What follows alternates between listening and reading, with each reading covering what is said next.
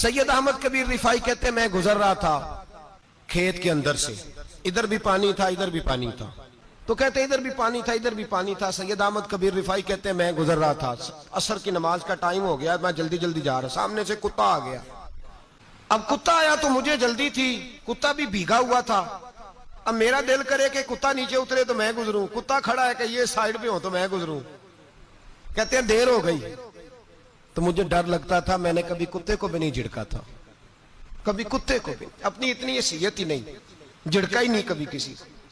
आप फरमाते हैं देर हो गई तो मैंने कहा या अल्लाह, हजरत सैयद अहमद कबीर कहते हैं मैंने कहा या अल्लाह इस कुत्ते को जुबान ही दे दे, मैं इसे कुछ समझा ही दूं, इसे जुबान ही दे दे, तू तो कादर मुतलक है। मैंने उसे जुबान दे दी तो मैंने कुत्ते से कहा नीचे उतर जा, मैंने नमाज पढ़नी है। तो कहने लगा बाबा जी आप उतर जाए, आप उतर जाए, आप उतर जाए, मैं क्यों उतरूं?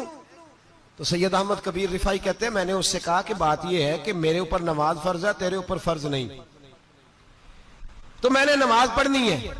अगर मैं खेत में उतर गया तो कीचड़ है, मेरे कपड़ों को मिट्टी लग जाएगी, पता नहीं पानी पाक है कि नापाक है, तो तू उतर जा, तेरे ऊपर नमाज नहीं फर्ज, तो मुझे जाने दे। तो सैयद अहमद कबीर रिफाई कहते हैं उसने ऐसी बात की कि मेरे ऊपर वजह तारी हो गया। कुत्ते ने बात की तो मैं कांपने लगा। राती जागे शेख सदावे, राती जाग दे कुत्ते, तैथों कुत्ते मालक दा दर मूल न छड़ दे, भावे मारो 100 जुत्ते, तैथों उत्ते वो एक बुरकी दा कदर पछानन, भावे मालक हो मन सुत्ते, तैथों उत्ते रुखा सुखा खा, दिने जा रुखा विच सुत्ते, ते तैथों उत्ते उठ बुलिया चल यार मना ले नहीं ते बाजी लै गए नहीं कुत्ते, उठ बुलिया चल यार मना ले नहीं ते बाजी लै गए कुत्ते, ते तैथों उत्ते। सैयद अहमद कबीर रिफाई कहते हैं वो मुझे कहने लगा आप उतर जाए, तो मैंने कहा भाई मेरे ऊपर नमाज फर्ज है, तेरे ऊपर फर्ज नहीं, तू उतर जा, मेरे कपड़े आलूदा हो जाएंगे तो क्या करूंगा? तो कहते हैं उसने बात की तो मैं घबरा गया और छलांग लगा के मैं खेत में उतर गया। मुझे कहने लगा बाबा जी कपड़े अगर आपके कीचड़ से आलूदा हो गए तो पानी से साफ हो जाएंगे, और अगर मुझे हकीर जान के आपका दिल आलूदा हो गया तो 7 समुद्रों से भी साफ नहीं होगा, कपड़े पानी से धुल जाएंगे, और दिल अगर तकब्बुर से आलूदा हुआ तो 7 समुद्रों से भी सही हो सकता ना ना ना, हकीर नहीं जानना। किसी ने हजरत सैयद अहमद कबीर रिफाई से पूछा कि बाबा इतना बड़ा दर्जा,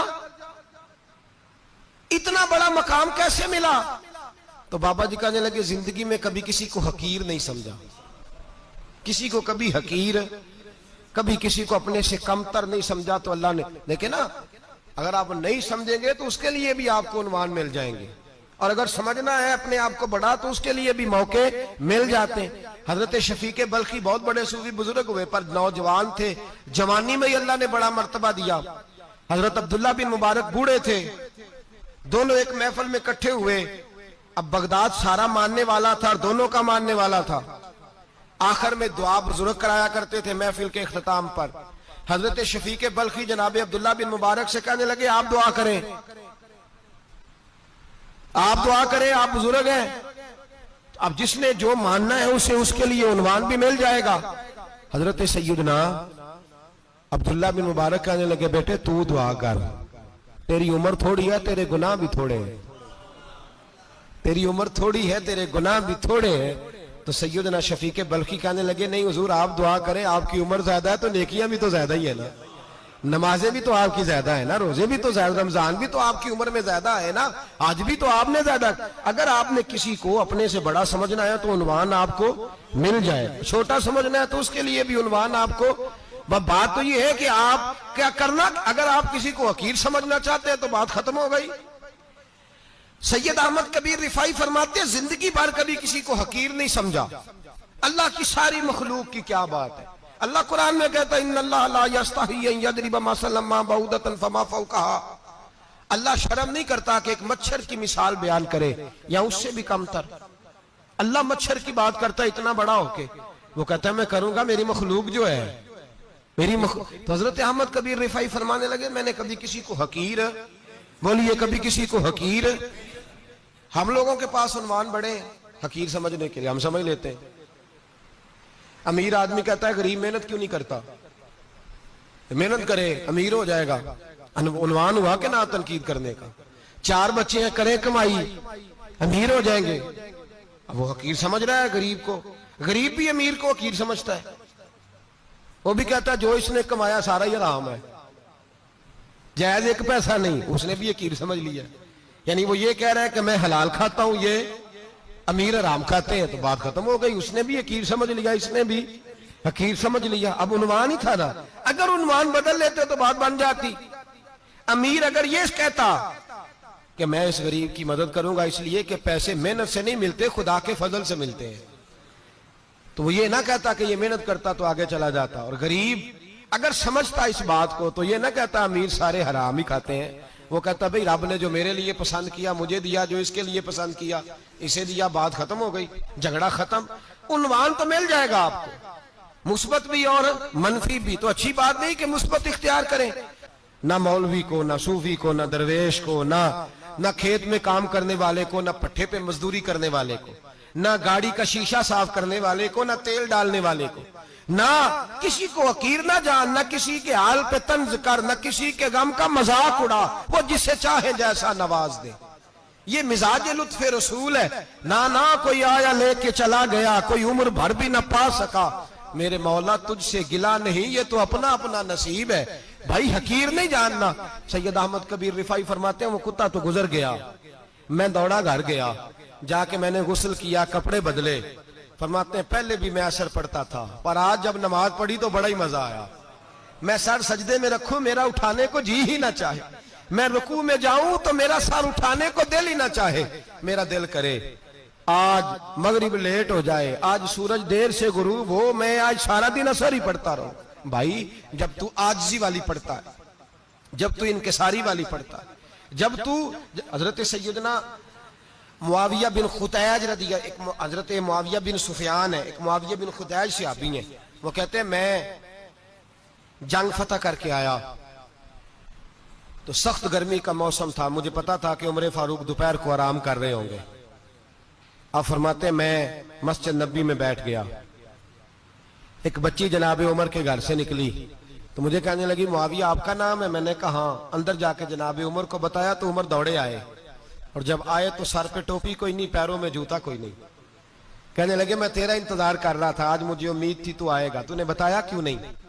तो मैंने कहा हुजूर मुझे पता है रात सारी आप चेहरे पे कपड़ा डाल के मदीने की गलियों में रहते हैं, तो दोपहर को आप आराम करते होंगे, इसलिए मैंने कोशिश की कि आपको बेदार ना करूं, आप आराम कर रहे होंगे, इसलिए ये मैंने कोशिश की कि मैं बैठता हूं मस्जिद में आराम करता हूं, जब आप आएंगे तो देखी जाएगी। हजरत उमर फारूक ने जलाल किया, फरमाया तू मुझे गाफिल समझता है कि मैं सो जाऊंगा? और आप फरमाने लगे मैं कौम का खादिम हूं जिसकी इतनी ज्यादा रियाया हो वो सो जाए चुप करके, मैंने जवाब नहीं देना अल्लाह की बारगाह में? फरमाया मेरे अमीरों की तरह सोने जागने के वक्त मुकर्रर नहीं, मैं कौम का खादिम हूं, जिस वक्त भी आया करो मुझे जगा लिया करो, मुझे कब्र में जाके खुदा को भी जवाब देना है, मोहम्मद मुस्तफा को भी जवाब देना है। मेरे भाई याद रखे जब ये चीजें पैदा, और फिर हमने इन तकल्लुफात में, मैंने कई दफा ये बात बयान की है, अब तो लोग रिश्ते करते हैं तो डीसी कॉलोनी में किराए का मकान खरीदते हैं, 2-4 गैरों की गाड़ियां मंगा के दरवाजे के आगे खड़ा करते हैं, रिश्ता हो जाता है बड़ा घर देख के, और जब शादी के चौथे दिन पता चलता है कि ये किराए का मकान था, तो रिश्ते मकानों पे कायम नहीं होते, एतबार पे कायम होते हैं। वो एतबार टूटता है तो जिंदगी भर कायम नहीं होता दोबारा। जो आप हैं आप वही रहें, जो आप नहीं है वो कभी बनने की कोशिश ना करें। और मेरे अजीज ये भी याद रखें आजिज़ी आपको सवार देगी, और वैसे भी हम अल्लाह के हुजूर जाने वाले, अगर पर्दों में छुप के चले जाएंगे तो बच जाएंगे, और अगर हम अपना आप दिखाते ही रहें, सारी जिंदगी इसी चक्कर में रहें कि मुझे भी पूछो, मुझसे भी मुशावरत करो, मेरी भी बात सुनो, तो ये अना की दौड़ तो खत्म ही नहीं होती। हिर्स सिर्फ पैसे की नहीं होती, हिर्स हवस शोहरत की भी होती है। और नबी पाक सल्लल्लाहु अलैहि वसल्लम ने इसको भी बयान फरमाया है कि ये जो तेरे अंदर चीज पैदा होती है ना, मैं जाना जाऊं पहचाना जाऊं, इससे भी अपने आप को बचा। सहाबा के बाद जिस शख्स की खिलाफत सबसे मजबूत हुई वो हजरत उमर बिन अब्दुल अजीज थे। इतनी बेहतरीन खिलाफत की कि लोगों को हजरत उमर का जमाना याद आ गया। हजरत उमर बिन अब्दुल अजीज, इराक में रहने वाली एक औरत थी। उस औरत का खामद फौत हो गया तो 5 बच्चियां यतीम थी। वो इराक से चली और जनाब उमर बिन अब्दुल अजीज के पास आई कि आप मेरी बच्चियों का वजीफा लगा दें। वो कहती है जब मैं पहुंची ना, यहां तो अब तो इस्तकबाल, आना जाना बड़े मामलात हैं। अब तो बच्ची की बारात आए और 5, 7, 10, 20 लोग दरवाजे पे खड़े ना हो तो बारात नाराज हो जाती है, कहते हमारा इस्तकबाल ही किसी ने नहीं किया। तो इस्तकबाल तो अब इस तरह है जिस तरह नशा नहीं होता, ये इस्तकबाल की हालत है, अमीरों से लेके गरीबों तक। मुझे पूछा ही नहीं किसी ने, कुर्सी नहीं दी, आगे नहीं बिठाया, ये वाला मामला है। और मैं मेरी तरह के लोग, नेक लोगों की बात नहीं करता। अब तो हम देखते हैं फला मौलाना का इस्तकबाल हो रहा है, फला के लिए लोग खड़े हो रहे हैं, नारे लग रहे हैं। और अब तो मैं देखता हूं ऐसे ऐसे हाथ लहराते हैं सूफी और दरवेश कहलाने वाले, जैसे सियासी लीडर लहराया करते। ये क्या तरीका हुआ? ये कौन सा तर्ज जिंदगी? मेरे नबी पाक सल्लल्लाहु अलैहि वसल्लम ने फरमाया जो ख्वाहिश करे कि मैं आऊं और लोग खड़े हों वो तो जहन्नमी है, तो दोज़खी है। सारे वही तरीके हम इख्तियार करते जा रहे हैं, वही प्रोटोकॉल है हर जगह। वो लोग जिनके दरवाजे खुले होने चाहिए थे, वहां भी हर वक्त के लिए मामला तय हो गए। याद रखें मेरे नबी पाक अलैहिस्सलातु वस्सलाम ने जो तालीमात दी, हज़रत उमर बिन अब्दुल अजीज रहमतुल्लाह ताला अलैह। औरत कहती है मैं पहुंच गई, मैंने लोगों से पूछा घर कहां है, तो कहा वो जहां बोरी लटक रही है ना बाहर, टाट का पर्दा लगा हुआ है, वो हजरत उमर बिन अब्दुल अजीज का घर है। कहती है मैं दरवाजे पर दस्तक दी, एक औरत ने दरवाजा खोला तो मुझे बीबी जान के अंदर बुलाया। तो उनके घर के अंदर जब मैं दाखिल हुई तो बड़ा सारा सेन था, एक तानिम कुआं लगा था, एक तरफ एक बड़ा दरख्त था और एक छोटा सा बनाई हुई थी जगह बर्तन धोने के लिए। और बीबी ना बर्तनों को मिट्टी लगा के, साबुन लगा के बैठी हुई थी, काम कर रही थी वो औरत। मुझे उसने दरख्त के नीचे बिठाया, पानी पिलाया। कैसे आई हो? मैंने कहा अमीरुल मोमिनीन से मिलना है। कहने लगी बैठो थोड़ी देर में आ जाते। कहती थोड़ी, मैंने समझा घर की कोई मुलाजमा है, मैं बैठ गई। थोड़ी देर गुजरी, फिर दस्तक हुई, उस बीबी ने उठ के दरवाजा खोला। तो जब वो शख्स अंदर आए तो कहने लगी बड़ी देर से बर्तनों को साबुन लगा के बैठी हूं, कहाँ रह गए थे? कहती है वो साहब कहने लगे बस जरा मसरूफ हो गया, तो दौड़े गए, कुएं से पानी निकाला, बीबी को दिया, उसने बर्तन धोए। कहती है फिर थोड़ा सा सिरका और एक रात की रोटी वो लाई, उस शख्स ने खाई। मैंने कहा कि ये दोनों घर के मुलाजम हैं, मियां बीवी काम करते हैं। जब वो खाना खा चुके तो वो औरत मेरे पास आई, कहने लगी उठ के मिल लो अमीरुल मोमिनीन से। मैंने कहा कौन अमीरुल मोमिनीन? तो कहने लगी कब से तो आए हैं, ये जिसने कुएं से पानी निकाला यही मुसलमानों का अमीर है, और ये जिसने दरख्त के नीचे बैठ के सिरके से रोटी खाई है यही। ये फरिश्तों की दास्तान नहीं, ये वो लोग हैं। मैं रात को भी कह रहा था एक जगह पे कि ये लोग जो है ना जिनका आप रोज शिकवा करते हैं हुकूमतें बड़ी खराब हैं, ये कोई नहीं खराब, बिल्कुल खराब नहीं। जितने सियासी लीडर हैं सारे सही हैं। खराब वो लोग हैं जो इन्हें वोट दे के लीडर बनाते हैं, बिल्कुल खराब नहीं। मैं तो इनके हक में होता जा रहा हूं। नाराज हो गए ना आप लोग? अल्लाह करे तुसी हो जाओ तो अगले इलेक्शन च सियाने भी हो जाओ, आमीन तो कह दे। मैंने कोई मशवरा नहीं देना, इसलिए कि मेरी नजर में कोई ऐसा शख्स नहीं जिसके लिए मैं आपसे कह सकूं कि वोट दें। और हम तो ऐसी बात करें तो कई लोग नाराज होकर चले जाते हैं, लेकिन कोई परवाह नहीं, इसलिए कि ये दीन मेरे नबी पाक का दीन सिर्फ मस्जिद का दीन नहीं। इंशाअल्लाह आइंदा जुम्मे नजरिया पाकिस्तान बयान करूंगा और बताऊंगा कि पाकिस्तान का मतलब क्या, ला इलाहा इल्लल्लाह मुहम्मदुर रसूलुल्लाह सल्लल्लाहु अलैहि वसल्लम। हुजूर का जो कुरान नाफज होगा मस्जिद में, वो कुरान कचहरी में भी नाफज होगा इंशाअल्लाह। और वो कुरान नाफज होने आया है, असेंबलियों में वही कुरान नाफज होगा इंशाअल्लाह। और यही चिराग जलेगा तो रोशनी होगी। बयान करेंगे और डट के बयान करेंगे, आपको बताएंगे।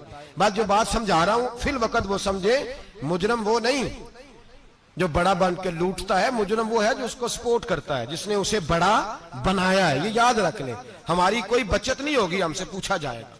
हम सारे कचहरी में खड़े होंगे, अल्लाह सवाल करेगा कि तुम बताओ तुम इनके मददगार क्यों बने थे, तुम सपोर्ट क्यों करते थे, ये पूछा जाएगा और हमने जवाब देना है। बाहर आलाम दाम पर सर मतलब जनाब उमर बिन अब्दुल अजीज रहमतुल्लाह अलैह के वो बीबी गई तो कहने लगी कि ये अमीरुल मोमिनीन ने कहा, वो उठ के हाजिर हुई, कहा हुजूर मैं इराक से आई हूं, मेरा खामद फौत हो गया, मेरी 5 बेटियां हैं, वजीफा लगा दे। वो बीबी कहती है मेरा दिल था कि यतीम बच्चियों का 100 दिनार साल का लगा देंगे तो बड़ी बात है। कहती है जब मैं उनके पास गई तो हजरत उमर बिन अब्दुल अजीज को बताया तो वो रोने लग गए और मुझसे माफियां मांगने लगे।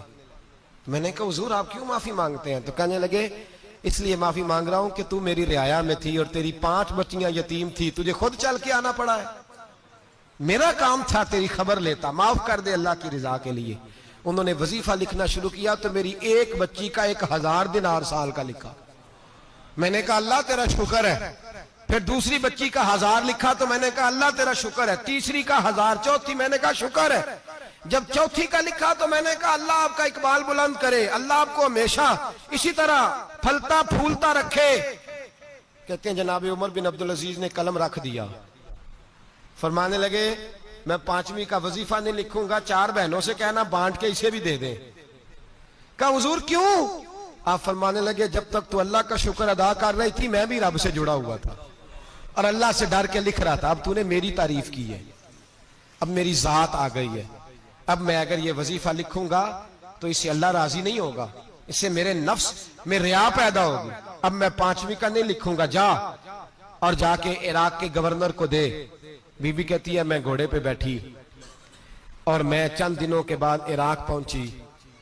जब सवेरे आके मैंने वालिए इराक को रुका दिया तो वो चीख मार के रोया। मैंने कहा क्या हुआ? तो कहने लगा बीबी आज रात को हजरत उमर बिन अब्दुल अजीज का इंतकाल हो गया, फौत हो गए, तो इंतकाल कर गए। कहती मैं भी तड़प के रोई। मैंने कहा मेरी यतीम बच्चियों का क्या बनेगा? तो वो गवर्नर कहने लगा तेरे वजीफे जारी रहेंगे, तुझे मिलते रहेंगे। तो कहने लगी कैसे? कहने लगा मैं अगर तो गवर्नर रहा तो तेरा वजीफा जारी रहेगा और अगर गवर्नरी से उतर भी गया तो मैं जाती तौर पे मालदार हूं, फिर भी तेरी बच्चियों के माहाना पैसे पहुंचते रहेंगे। मैंने कहा तू क्यों देगा? कहती है वो रो पड़ा। कहने लगा अगर अमीर हजरत उमर बिन अब्दुल अजीज जैसे हो तो फिर अल्लाह गवर्नरों के दिलों में भी रहम डाल दिया करता है, फिर मेरे जैसे लोगों को भी वो बदल देता है। हजरत उमर बिन अब्दुल अजीज घर आए, 3 बेटियां थी। एक को आवाज दी वो आई तो उसने मुंह पे हाथ रखा है, दूसरी को आवाज दी वो आई तो मुंह पे हाथ रखा है, तीसरी को आवाज दी तो मुंह पे हाथ रखा है। आपने अपनी बीवी से कहा कि ये बच्चियां मुंह पे हाथ क्यों तीनों ने रखा हुआ, क्या बात है? तो बीबी रो पड़ी, कहने लगी 4 दिन हो गए मेरी बेटियां प्यास से रोटी खा रही हैं, 4 दिन हो गए, उनके मुंह से बदबू आती है इसलिए वो आपके सामने आती हैं तो मुंह पे हाथ रख लेती हैं 4 दिनों से। बीबी रो रही है, हजरत उमर जलाल में आ गए। आप फरमाने लगे तू ये रो रही है, तू रोई है, तूने मेरे घर में रह के अल्लाह की नाशुक्री की है, तू शुक्र अदा नहीं करती कि 3 वक्त प्याज और रोटी तुझे घर की 4 दीवारी के अंदर मिल जाता? रो रही है और मैं आ मेरे साथ बाहर निकल, तुझे वो लोग दिखाऊं जो झोपड़ियों में रहते हैं और मांग के खाते हैं, आ तुझे दिखाऊं। इतनी नाशुक्री कि घर के अंदर प्याज पहुंच रहा है, रोटी पहुंच रही है और तू कहती है मेरी बेटियां प्याज से खाती हैं, शुक्र कर फाके नहीं काटने पड़े। फिर अगले लफ्ज कहे तो रो पड़े। फरमाने लगे मैंने तो मुस्तफा के वो हालात भी सुने हैं जिसमें कई दिन बीबी फातिमा ने फाके किए, तू घर के अंदर प्याज पहुंच रहा है, तू अभी भी। सादगी, आजिज़ी और कनात नेमत थी इन लोगों की। हमारे यहाँ रोज शिकवा है, किस बात का? गाड़ी कोई नहीं। रोज रोना है, किस बात का? बंगला कोई नहीं। रोज रोना है, किस बात का? बैंक बैलेंस कोई नहीं। 10 जोड़े क्यों नहीं ईद पे आए? और ये सिर्फ औरतों का मसला नहीं, हमारे अंदर भी ये बात बदरजे औला। हम रोज अपने आप को मिस्कीन कहते हैं, गरीब कहते हैं, लाचार कहते हैं, मजबूर कहते हैं। कभी देखो जो झोंपड़ियों में रहते हैं, कभी पलट के देखो लोगों की तरफ जो पैदा हुए तो आंखें कोई नहीं थी, हाथ कोई नहीं थे, पैर कोई नहीं थे। वो देखो जो पैदा हुए तो सर पे बाप का साया कोई नहीं था। कैसे कैसे लोग वक्त गुजार रहे। हम रोज आके कहते हैं कारोबार ठंडा हो गया, हालात बड़े खराब हो गए, हम बड़े मजबूर। क्या हो गया साहब? अल्लाह के दिन है सारे, अल्लाह के दिन है। वसल अच्छा है ना फिराक अच्छा है, यार जिस हाल में रखे वही हाल अच्छा है। बस अपने आप को मुतमईन करें, आजिज़ी, इनके सारी किनात, सादगी, इसको अपनी जिंदगी का हिस्सा बनाए। अल्लाह दौलत सुकून अता कर देगा। आखिर दावाना अनिल